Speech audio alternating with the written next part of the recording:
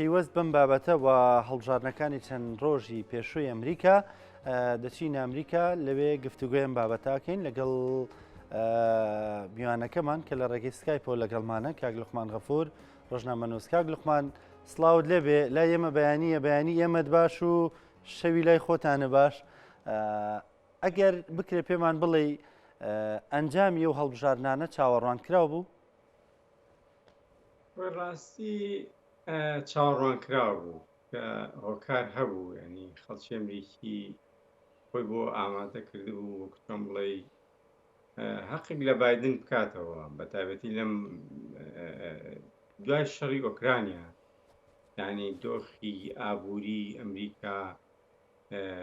دۆخی ئابووری خەڵک بە تایبەتی بۆ بازار قورسایەکی گەورە کەوتە سەر خەڵک، بە تایبەتی لە ڕووی سوی تەمەنی، لە ڕووی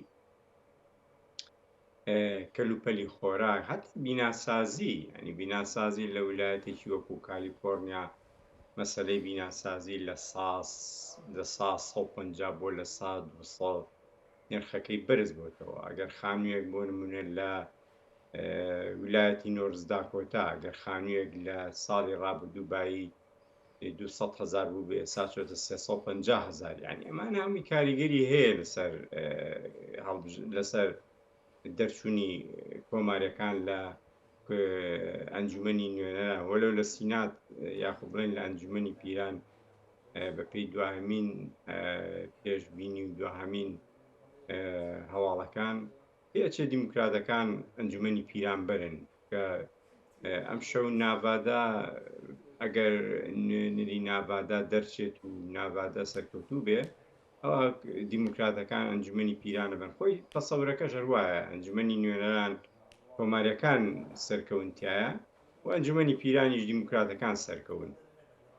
باشە کاک لوقمانەوەی کە باسی کرد بەرزبوونەوەی نرخ و ئەو دۆخەدارایی کە ڕووی لە ئەمریکەکان کردووە، ئەمە پەیوەندی بە سیاسەتی دیموکراتەکانەوە هەیە، پەیوەندی بە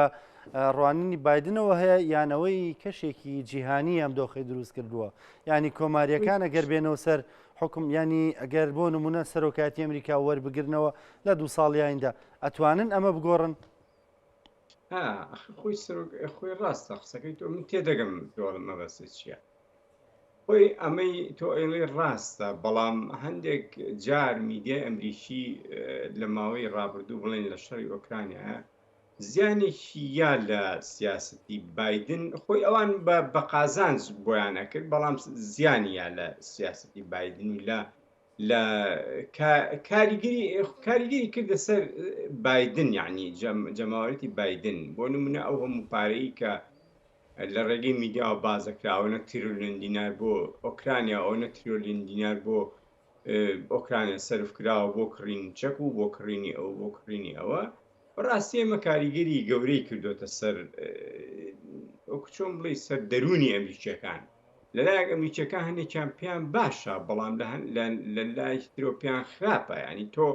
بۆ نمونە کابرا چێ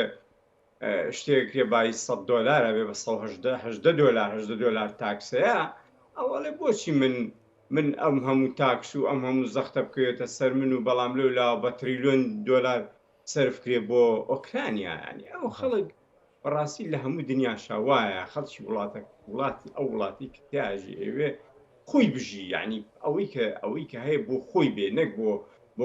بۆ لایەکی تر بێ. ئەوەی کە تۆ باسەکەی، ئایا بۆ نمونە ئەگەر کۆماریەکان بێنە سەر حکم یاخود ئەنجومەنی نوێنەرانیان بەدەست بێ، ئایا ئەو دۆخە ئەگۆڕێت؟ نا، من پێم وانییە بۆ خێراییە بگۆڕێ، بەڵام پێم وایە ئەگەر لە جۆ بایدن سەرۆک نەبووایە، ئەگەر ترامپ سەرۆک بووایە، پەیوەندی رووسیا و ئەمریکا بەو شێوەی لێ ناهات، یعنی بڕواشم نابوو. یعنی رووسیا ئەو سەرکەشەی بکردا بۆ داگیرکردنی ئۆکرانیا، چونکە ئەمانە هەمووی لەسەر حساباتی سیاسیە. یعنی پەیوەندی کۆماریەکان عادەتەن لەگەڵ رووسیا پەیوەندیەکی نەرمترە. یعنی ئەوان نانێت تێڵکێشی سیاستێک بن لە پێناوی ئەوروپایە، خۆیان تێڵکێشی سیاستی ململانێ بکەن لەگەڵ رووسایە، بە کورتی ئاوایە ینی ئیشەکە. بەڵام بەگشتی مەوداکە مەودای کورتخان نییە، ینی بڵێ کاریگەری بۆ نمونە ئەگەر کۆمارەکان بێنەوە سەر ناو ئەنجومەنی نوێنەران ئینێشی نزیخان بێت، یعنی کورتخان بێت، کاریگەرێکی کورتخان بێ بۆ سەر دۆخەکە نا، بەڵام کاریگەری درێژخانی ئەبێ. ینی من پێم وایە ئەو شەڕی کە ئێستا کۆمارەکانیکەن بۆ سندنەوەی ئەنجومەنی نوێنەران بۆ سندنەوەی سەرۆکی ئەمریکایە بۆ 2024 بە هەرچەندە خۆی کێشەیەکی گەورە هەیە لە کاندیدی کۆماریەکان، یاخ بڵین لە پاڵێرای کۆماریەکان بۆ ئەو پۆستەش، چونکە خۆ ئەوانیش لە ناوخۆیانە هەمویان ترەمپیان بەدڵ نییە، ئەنی ئەمەش کێشەیەکی گەورەیە بۆ کۆماریەکان. باشە کاک لوقمان ئەمەیەوە بپرسم، یعنی عرابی ئەوەی کە ئەوترێ دژە بایدن یان زۆر جار ترامپ لای خۆیەوە ئەبێ بایدن ناشرین بکە، ئەڵێ لە سەردەمی بایدنە لە ئاستی جیانە کەس حسابمان بۆ ناکە وەکو ئەمریکا، ئەڵێ ئەمریکا کەس حسابی بۆ ناکە ئەو هەیبەت و سامەی جارانی نەماوە لە سەراستی جیهان. ینی پێ دوایە لە 2 ساڵی ئایندەیە ئەمە واکە ترامپ جارێکی تلایەن کۆماریەکان وەکو تۆتێ هەڵبژێرێتەوە و وەکو کاندیدی ئەوان دیاری بکرێت؟ خۆی کێشەکە لەوایە، خۆ هەموو کۆماریەکانیش ترەمپیان پێپەسەند نییە، ئەمە کێشەکەیە. ئەنی خۆ ئێستا خەڵکی تر هەیە دژی ترەمپە، ینی نیسبەتێک ترەمپی بەدڵە. ئێستا جارێ ئەمان سەرقاڵی ئەوەن چۆن هین وەرگرنەوە، کۆشی ئەنجومەنی نوێنەران وەرگرنەوە. جارێ قسان لەسەر ئەوە نییە کێ پاڵێورایان کێ ئەبێ، یان لە لیستی پاڵێوراوەکان لە منافەسەی پاڵێوراوەکانە کێ ئەبێتە پاڵێوراوی سەرەکی بۆ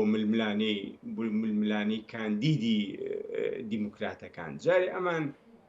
قسەیەکیان لەسەر ئەوەیە ئەمان ئەنجومەنی نوێنەران وەرگرنەوە، بۆ ئەوان ئەمە مهمە، جارێ ئەویان بەناو مهمە، چکە بە وەرگرتنەوەی ئەنجومەنی نوێنەران لە 2 ساڵی ڕابردووە شکست بە زۆر پلانی بایدنە هێنن لە ڕووی ئابوووریەوانێ، کە ئەوانەی کە خەونی کە بایدن خۆی بە خاوەنی ئەزانێ ئەوێ خۆی بک بە خاوەنی